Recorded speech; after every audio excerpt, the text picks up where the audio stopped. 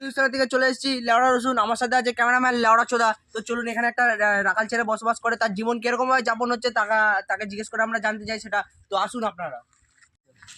তো রাখাল ছেলে, আপনার জীবন যাপন আপনি? আমি হচ্ছি ক্যামেরাম্যান লেওড়া রসুন। কি সমস্যা আপনার? আপনার জীবন যাপন কিরকম হচ্ছে? আমার বলেন, কালকে আমার মিতার দুধ চুরি হয়ে গেছে। মিতাকে মিতা ওই গরুটা। হ্যাঁ।